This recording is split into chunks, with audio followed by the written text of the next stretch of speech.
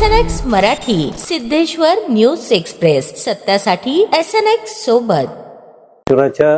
यावर्षी जानेवारी 27 या यात्रेच्या निमित्तानं जे कृषी प्रदर्शन आपण आयोजित करतोय ते आताच माझे सहकारी श्री गुरुराज माळगे, इतर सर्व विश्वस्त मंडळी, सर्व पत्रकार बंधूंनो, ह्या कृषी प्रदर्शनाने ते जे जाहीर केलं ते 25 ते 30 डिसेंबर या कालावधीत आपण करतोय. त्यांनी सांगितल्याप्रमाणे हे 55व सिद्धेश्वर देवस्थानाचं कृषी प्रदर्शन आहे. सुरुवातीला अतिशय छोट्या प्रमाणामध्ये भरणारे कृषी प्रदर्शन गेल्या काही वर्षामध्ये 6-7 वर्षामध्ये आपल्या सर्वांच्या सहकार्यानं या ठिकाणी उपस्थित असलेले आमचे आत्माचे श्री विजयकुमार बरबडे, त्याचप्रमाणे स्मार्ट एक्सपोचे शेटे यांच्या माध्यमातून एक याला वेगळं स्वरूप आणि मोठ्या स्वरूप आपण केलेलं आहे. आणि दरवर्षी त्यामध्ये विविध शेतकऱ्यांना, आपल्या भागातल्या लोकांना अशा पद्धतीची नवीन टेक्नॉलॉजी पाहण्याची पर्वणी या निमित्तानं या शेतकी प्रदर्शनाच्या माध्यमातून व्हावी, असा जो काही आमचा मूळ उद्देश होता त्यालाच धरून यावर्षी अतिशय प्रशस्त अशा पद्धतीनं अल्युमिनियम हँगरचं असं जवळजवळ 500 फुटाचं टेंट त्या ठिकाणी उभा केलाय.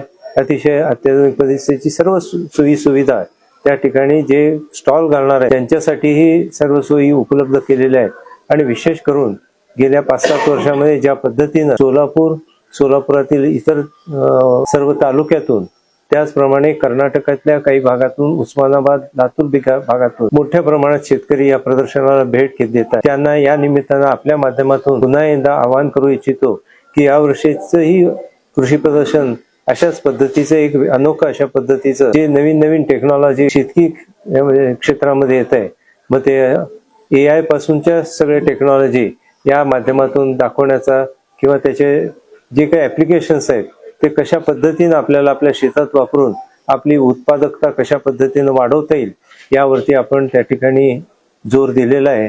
आताच माळगे यांनी सांगितल्याप्रमाणे दरवर्षीचे तर दालना आहेत, परंतु त्याबरोबर जे पुष्प प्रदर्शनाचे पुष्प म्हणजे प्रत्येकाच्या घरामध्ये प्रत्येकाला एक फुलझाडी, गुलाबाचं जे वेड असतं ते कशा पद्धतीने आपल्याला पूर्ततेस नेता येईल, तशाच पद्धती घरोघरी आपल्या अंगणामध्ये, आपल्या गॅलरीमध्ये, त्या ठिकाणी आपल्याला घराला लागेल अशा पद्धतीचा भाजीपाला आपल्याला कशा पद्धतीनं उभा करता येईल अशा पद्धतीचे सगळे त्या ठिकाणी घरगुती अशा पद्धतीचं पीक उत्पादनही त्या ठिकाणी आपण प्रदर्शित करणारच आहोत. परंतु त्याचबरोबर विविध जातीची जनावरं, त्यांची स्पर्धा, त्याचप्रमाणे सगळे देशी बियाणे, ह्या अशाच अनेक स्टॉल्स वेगवेगळ्या अशा पद्धतीनं आपण या निमित्तानं भरवतोय.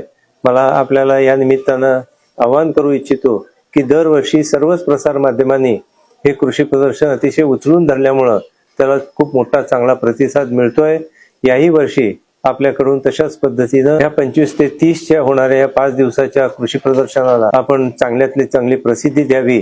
आणि त्या निमित्तानं जर काही आमच्याकडनं आर्टिकल आम्ही पाठवले तर त्यालाही आपल्या वृत्तपत्रामधून प्रसिद्धी दिल्यास तो नक्कीच आम्हाला तो एक पाठबळ त्या निमित्तानं मिळेल, एवढंच या ठिकाणी सांगून त्याच्याबरोबरची प्रेस नोट तर आपल्याला दिलेली आहे.